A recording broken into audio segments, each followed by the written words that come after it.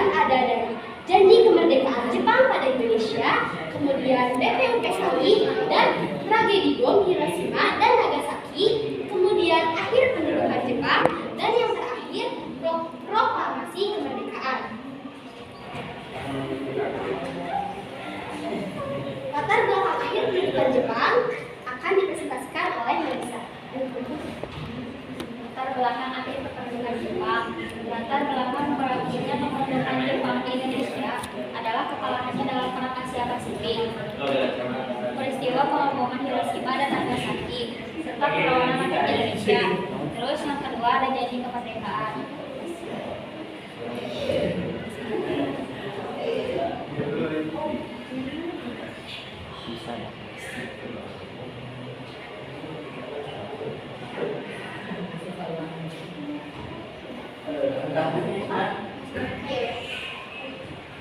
Janji kemerdekaan. Pada tahun 1944, Jepang mendesak Angkatan Laut Amerika Serikat berhasil merebut kedudukan penting yaitu Kepulauan Mariana. Terus Jenderal Hideki Chojo digantikan oleh Jenderal Kuniaki Kaiso sebagai Perdana Menteri.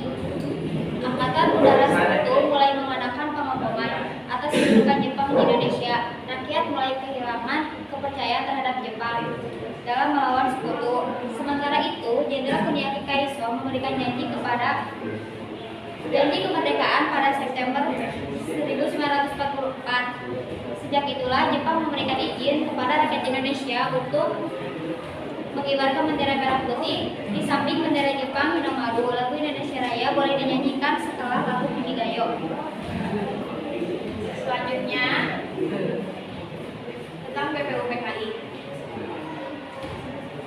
Nah, pada tanggal 1 Maret 1945, Letnan Jenderal K. Kumak Chiharada mengumumkan akan membentuk suatu badan, yaitu Badan Penyelidik Usaha-Usaha Kemerdekaan Indonesia.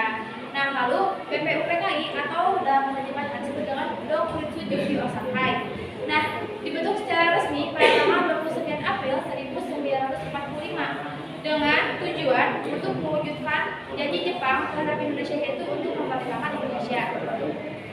Nah, lalu BPUPKI ini diketuai oleh Dr.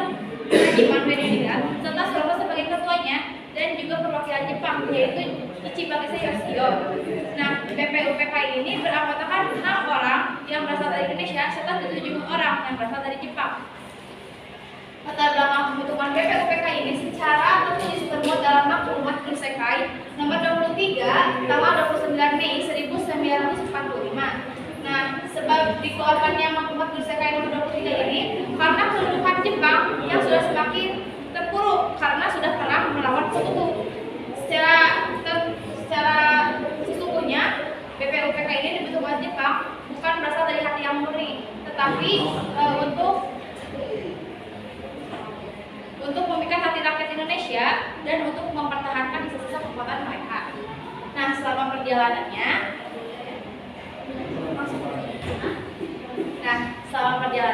BPUPKI telah melakukan sidang 2 kali secara resmi. Yang pertama sidang 29 Mei sampai 1 Juni 1945.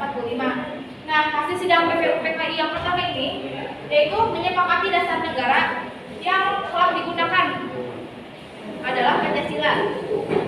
Pada sidang BPUPKI pertama, 3 tokoh orang Indonesia mengusulkan tentang dasar negara. Yaitu yang pertama ada Muhammad Yamin pada tanggal 29 Mei 1945. Yang kedua ada Profesor Dr. Supomo pada tanggal 31 Mei 1945, serta yang terakhir adalah Insinyur Soekarno pada tanggal 1 Juni 1945. Nah, lalu ke sidang yang kedua yaitu pada tanggal 10 sampai 17 Juli 1945.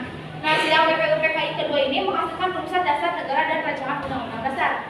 Nah, pada sidang kedua BPUPKI dibentuk panitia perancang undang-undang. Panitia ini menyetujui rancangan preambul yaitu Piagam Jakarta yang sudah ditandatangani pada tanggal 22 Juni 1945. Panitia ini juga membentuk panitia kecil yaitu panitia 9 pada tanggal 11 Juli 1945 yang bertugas untuk menyempurnakan dan menyusun kembali rancangan undang-undang yang sudah disepakati. Lalu ada Piagam Jakarta. Nah, sebelum sidang BPUPKI yang kedua, Piagam Jakarta dihasilkan oleh panitia 9 pada tanggal 22 Juni 1945. Panitia 9 ini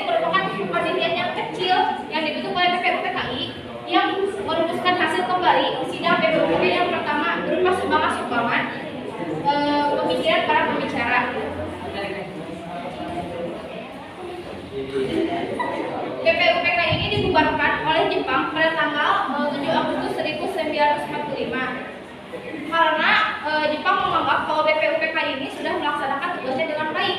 Nah, lalu diganti dengan PPKI, yaitu Panitia Persiapan Kemerdekaan Indonesia, atau disebut dalam bahasa Jepang adalah Dokuritsujubi.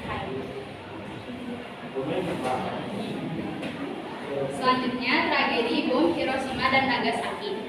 Puncaknya, Amerika Serikat mengirimkan pesawat B-29 dan menjatuhkan bom atom bernama Little Boy pada tanggal 6 Agustus 1945. Bom yang terbuat dari uranium ini membunuh 90.000 hingga 146.000 penduduk Hiroshima. Sudah dihajar oleh bom atom, Jepang masih belum menyerah, mungkin karena tradisi samurai yang memiliki harga diri tinggi. Pada tanggal 7 Agustus 1945, Bung Karno dipanggil oleh Marsekal Terauchi yang berada di Saigon dan diberikan izin untuk membentuk PPKI. Pada tanggal 8 Agustus 1945, para pimpinan PPKI yaitu Bung Karno, Bung Hatta, dan Rajiman diundang ke Dalat untuk bertemu dengan Marsekal Terauchi.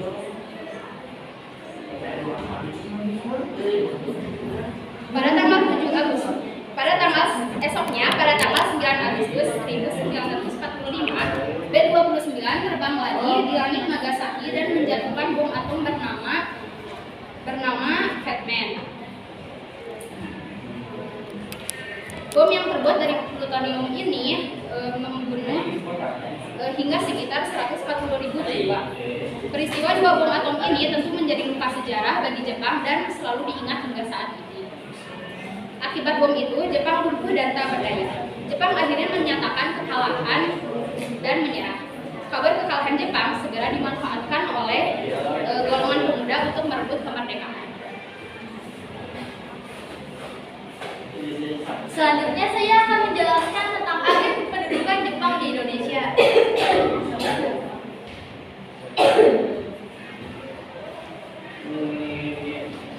Di tengah peristiwa pengoboman, Uni Soviet juga mendeklarasikan perang terhadap Jepang. Amukan tentara komunis dari Rusia yang dipimpin oleh Alexander Vasilevsky membuat kondisi kekaisaran Jepang semakin parah. Di tanggal yang sama, tanggal 9 Agustus 1945, Chisima tentara merah dari Republik Sosialis Uni Soviet menyerbu negara boneka Jepang yang bernama Matsuko. Mereka bahkan berhasil menduduki Menja atau Momoya dalam Korea Utara, Harafuto, dan Kepulauan Chisima. Pada 15 Agustus 1945, Kaisar Hirohito mengumumkan bahwa Jepang menyerah tanpa syarat kepada sekutu. Berita kekalahan Jepang telah diketahui oleh Sultan Syahrir dan golongan pemuda melalui siaran radio. Sultan Syahrir lalu menemui Mohatta dan mendesak untuk segera melaksanakan proklamasi kemerdekaan Indonesia tanpa menunggu janji Jepang. Dari berita Jepang menyerah tanpa syarat kepada sekutu pada tanggal 15 Agustus 1945, kemudian berlanjut pada peristiwa Rengas-Dengklok pada 16 Agustus 1945, merumusan teks proklamasi dan melaksanakan proklamasi kemerdekaan Indonesia pada 17 Agustus 1945. Selanjutnya, proklamasi kemerdekaan. Nah, pada tanggal 15 Agustus 1945 merupakan hari yang menegangkan bagi bangsa Jepang dan bangsa Indonesia. Bagi bangsa Jepang, tanggal tersebut merupakan titik akhir nyali mereka dalam melanjutkan Perang Dunia Kedua. Menyerah kepada sekutu adalah pilihan yang sangat pahit tetapi harus dilakukan. Sementara itu, bagi bangsa Indonesia, tanggal tersebut justru merupakan kesempatan yang baik untuk melakukan proklamasi kemerdekaan. Nah, inilah yang menjadi pemikiran dari para pemuda atau sering disebut dengan golongan muda kaum pergerakan Indonesia. Para pemuda berpikir bahwa dengan menyerahnya Jepang kepada sekutu berarti di Indonesia sedang kekosongan kekuasaan. Proklamasi dipercepat adalah tahap yang paling tepat sekaligus tanpa adanya campur tangan dari Jepang. Nah, Sultan Syahrir yang merupakan tokoh pemuda aktif telah mengetahui berita tersebut bahwa Jepang telah menyerah kepada sekutu melalui siaran radio. Oleh karena itu, Sultan Syahrir segera menemui Muhammad Hatta di kediamannya. Nah, Syahrir ini mendesak agar Soekarno dan Hatta segera memerdekakan Indonesia. Namun ternyata Hatta tidak setuju dan mau membicarakannya terlebih dahulu dengan Bung Karno. Oleh karena itu, Syahrir dan Muhammad Hatta pergi ke kediaman Bung Karno. Sesampainya di sana, Syahrir menyampaikan agar Bung Karno mau untuk memerdekakan Indonesia dengan segera karena Jepang telah menyerah dari sekutu. Akan tetapi di situ Soekarno pun tidak setuju atas yang Syahrir katakan karena Soekarno mau mencari tahu kebenaran terlebih dahulu akan berita bahwa Jepang telah menyerah kepada sekutu. Nah, kedua tokoh tersebut yaitu Soekarno dan Muhammad Hatta berpendapat bahwa memproklamasikan kemerdekaan Indonesia ini harus ada rapat terlebih dahulu dengan PPKI agar tidak melancang atau tidak menyimpang dari ketentuan atau aturan. Akan tetapi, para pemuda ini berpikir bahwa proklamasi kemerdekaan Indonesia harus segera dilaksanakan oleh kekuatan bangsa sendiri, bukan PPKI. Karena para pemuda ini berpikir bahwa PPKI ini buatan Jepang. Maka dari itu, bangsa Indonesia harus melakukan kemerdekaannya yang dilakukan oleh bangsa sendiri, bukan dari bangsa lain, yaitu bangsa Barat. Nah, pada 15 Agustus 1945, para pemuda berkumpul dan bertemu di Jalan Cikini 71 Jakarta. Nah, mereka sepakat untuk membawa Soekarno dan Hatta untuk pergi ke luar kota. Kemudian rombongan Soekarno, Hatta, dan para pemuda pergi ke arah timur, yaitu di Rengas Dengklok. Sehari di Rengas Dengklok, ternyata para pemuda ini gagal untuk membujuk Soekarno dan Muhammad Hatta untuk segera memerdekakan Indonesia. Namun, Soekarno bersedia memproklamasikan Indonesia jika dirinya sudah sampai di Jakarta. Nah, maka dari itu, sesampainya di Jakarta, Soekarno-Hatta langsung menemui Jepang untuk membahas mengenai proklamasi kemerdekaan Indonesia. Akan tetapi, pada pertemuan tersebut, ternyata Jepang tidak menyetujui atau tidak adanya kata sepakat. Akhirnya, Soekarno dan Hatta mengambil keputusan sendiri untuk melaksanakan proklamasi kemerdekaan tanpa adanya campur tangan dari Jepang.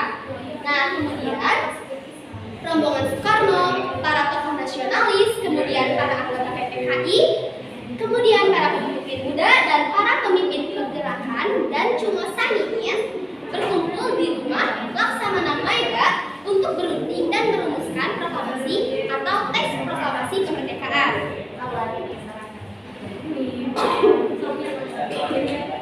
Nah, Soekarno-Hatta dan Ahmad Subarjo membahas perumusan naskah teks proklamasi Indonesia. Setelah itu, naskah tersebut ditandatangani oleh hanya kedua tokoh, yaitu Soekarno dan Hatta.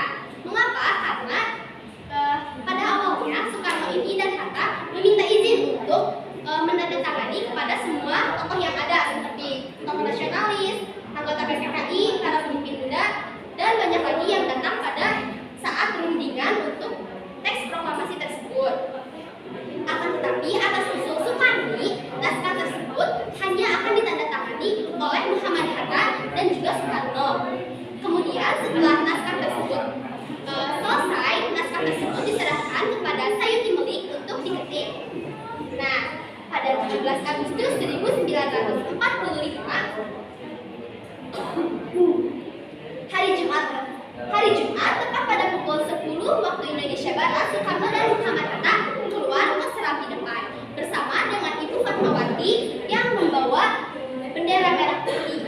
Kemudian Soekarno mendekati mikrofon untuk membacakan teks proklamasi kemerdekaan Indonesia. Dilanjutkan dengan pengibaran bendera merah putih yang dijahit oleh Ibu Fatmawati yang dilakukan oleh Latif Hedraningrat dan Subur. Bersamaan dengan naiknya bendera merah putih, lagu kemerdekaan Indonesia Raya pun dinyanyikan tanpa ada yang memimpin. Setelah itu, Suwiryo memberikan sambutan dan kemudian disusul oleh sambutan dari Dr. Muwardi. Nah, pada sekitar pukul 11 waktu Indonesia Barat, upacara telah selesai. Di sini saya akan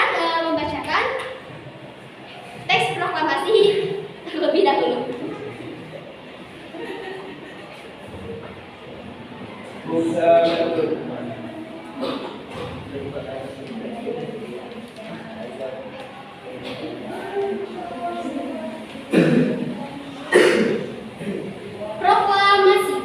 Kami, bangsa Indonesia, dengan ini menyatakan kemerdekaan Indonesia. Hal-hal yang mengenai perpindahan kekuasaan dan lain-lain diselenggarakan dengan cara seksama dan dalam tempo yang sesingkat-singkatnya. Jakarta, hari 17 bulan 8 tahun 05. Atas nama bangsa Indonesia, Soekarno Hatta.